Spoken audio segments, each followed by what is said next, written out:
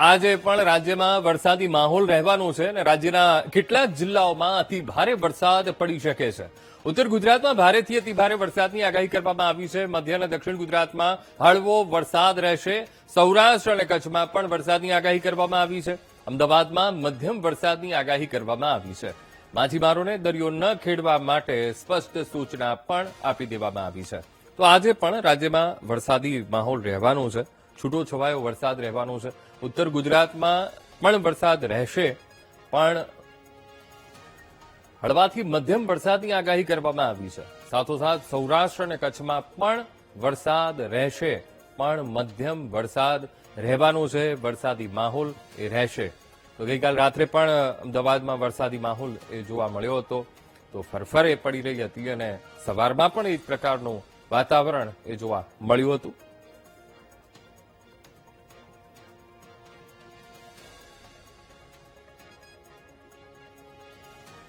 આજે પણ વરસાદી માહોલ જોવા મળવાનો છે અને સાથોસાથ હજુ પણ 2-3 દિવસ હળવાથી મધ્યમ વરસાદની આગાહી કરવામાં આવી છે. છૂટો છવાયો વરસાદ રહેવાનો છે. તો આજે ક્યાં ક્યાં આગાહી કરાઈ છે એ સમજી લઈએ અને એ જાણી લઈએ વિન્ડી એપ્લિકેશનના માધ્યમથી કે ક્યાં ક્યાં વરસાદ રહેવાનો છે, કયા એવા ક્ષેત્ર કે જ્યાં વરસાદનું જોર રહેવાનું છે. પણ હળવાથી મધ્યમ વરસાદની આગાહી એ આપવામાં આવી છે. જે 4 સિસ્ટમ હતી એ સિસ્ટમોએ તો એમનું કામ કરી લીધું છે અને હવે વરસાદ એ સામાન્ય રહેવાનો છે. આજના દિવસે પણ વરસાદ સામાન્ય રહેશે.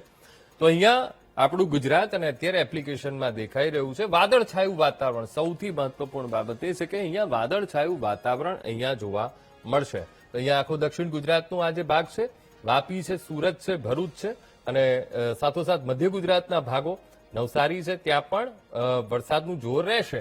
વાદળછાયું વાતાવરણ અને વરસાદનું જોર રહેશે, પણ મધ્યમ હળવાથી મધ્યમ વરસાદની આગાહી આપવામાં આવી છે. એટલે ત્યાં જબરદસ્ત વરસાદ નહીં રહે, હળવાથી મધ્યમ એટલે છાંટા આવીને જાય.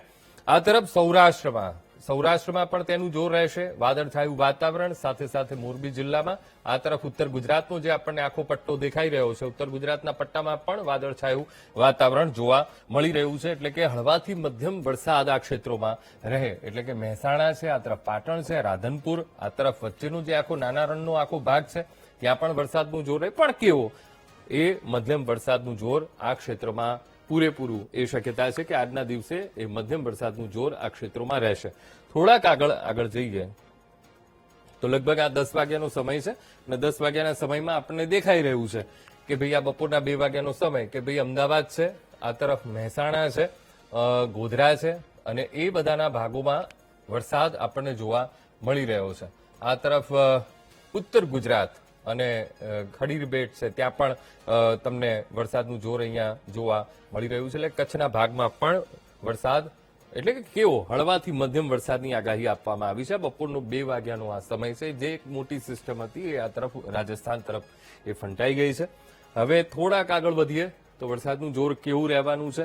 તો ધીરે ધીરે આપણે ટાઈમિંગમાં આગળ વધી રહ્યા છે અને આવતીકાલની સિચ્યુએશન આપણને શું બતાવે છે. આવતીકાલે સવારે 6 વાગ્યાનો આ સમય આપણને બતાવે છે કે આ તરફ દક્ષિણ ગુજરાત સાથે સાથે ગીર સોમનાથ જિલ્લો, આ તરફ મધ્ય ગુજરાતનો કેટલોક ભાગ કે જ્યાં વરસાદનું જોર એ રહેશે, પણ હળવાથી મધ્યમ વરસાદની આગાહી આપવામાં આવી છે. આ તરફ રાજસ્થાનની બોર્ડર સાથેના જે આપણા જિલ્લાઓ જે આવેલા છે ત્યાં પણ હળવાથી મધ્યમ વરસાદની આગાહી આપવામાં આવી છે. હવે સાથોસાથ એ પણ જોઈ લઈએ હવે કેવું વાદળછાયું વાતાવરણ. તો અહીંયા તમને દેખાશે કે આઈએમડીની સાઇટ ઉપર જે આ સેટેલાઇટ ઇમેજ છે, તમને અહીંયા ગુજરાત ઉપર વાદળ દેખાય છે, પણ જે સિસ્ટમ હતી જે આ તરફ રાજસ્થાન તરફ એ જતી રહી છે, એવી સિસ્ટમ કોઈ અત્યારે જોવા નથી મળતી અને જેના કારણે હળવાથી મધ્યમ વરસાદની આગાહી કરવામાં આવી છે. આપણે રેઇનફોલ ડિસ્ટ્રીબ્યુશન જોઈ લઈએ તો 3જી તારીખ અને 3જી તારીખ માટે કેવું પૂર્વાનુમાન છે.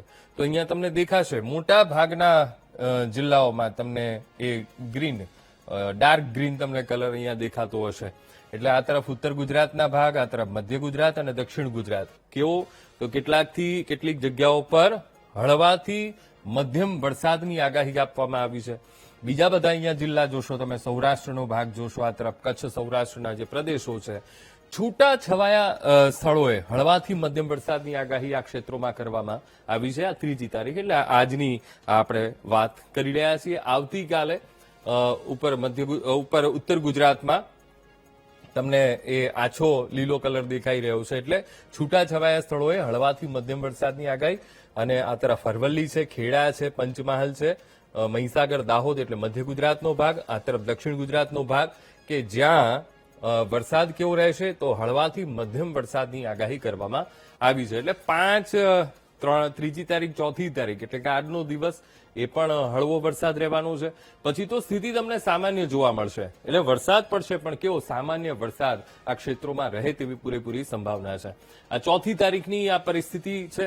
આ 5મી તારીખની પરિસ્થિતિમાં તો તમને દેખાશે કે માત્ર મધ્ય ગુજરાત છે, એટલે કે વડોદરા, છોટાઉદેપુરનો ભાગ છે, ભરૂચ છે, નર્મદા છે, અને આ તરફ નીચેનો દક્ષિણ ગુજરાતનો ભાગ છે, સુરત છે, તાપી છે, ડાંગ છે, નવસારી છે, વલસાડ છે, દમણ છે. ત્યાં પરિસ્થિતિ કેવી રહેશે તો હળવાથી મધ્યમ વરસાદ આ ક્ષેત્રોમાં રહે તેવી પૂરેપૂરી શક્યતા છે. થોડા આગળ વધીએ, 6 તારીખમાં પણ એ જ પરિસ્થિતિ રહેશે, 7 તારીખમાં પણ એ પરિસ્થિતિ રહેશે. એટલે સામાન્ય વરસાદનું જોર આ ક્ષેત્રોમાં આપણને જોવા મળશે. સાથોસાથ આઈએમડી ડિસ્ટ્રિક્ટ વાઇઝ હવે નાઉકાસ્ટમાં શું કીધું છે તો નાઉકાસ્ટમાં માત્ર ને માત્ર આ 1, 2, 3, 4, 5, 6 અને 7 એટલે મધ્ય ગુજરાત સાથે સાથે દક્ષિણ ગુજરાત એ 7 જિલ્લાઓમાં યલો એલર્ટ આપ્યું છે. આ તરફ અરવલ્લી જિલ્લામાં પણ યલો એલર્ટ આપ્યું છે બનાસકાંઠામાં, અને સાથોસાથ બનાસકાંઠા, વાવથરા જિલ્લો ત્યાં પણ યલો એલર્ટ આપવામાં આવ્યું છે.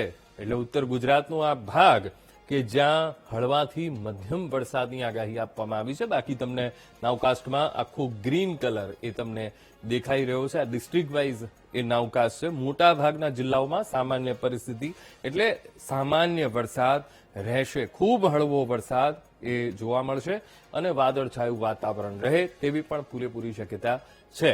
તો આ છે એ નાઉકાસ્ટમાં, અને પરિસ્થિતિ અહીંયા તમને સામાન્ય દેખાતી જોવા મળશે.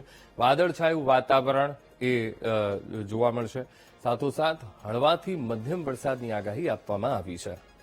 હવે મહત્વપૂર્ણ બાબત એ છે કે 3જી, 4થી, 5મી, 6ઠી એટલે લગભગ 7 તારીખ સુધી આ પરિસ્થિતિ રહે તેવી પૂરેપૂરી શક્યતા છે. 7 તારીખ સુધી એવી કોઈ મોટી આગાહી નથી, ક્યાંય રેડ એલર્ટ નથી, ક્યાંય ઓરેન્જ એલર્ટ નથી. માત્ર ને માત્ર સામાન્ય વરસાદ રહે તેવી પૂરેપૂરી શક્યતા છે. હવે એક તરફ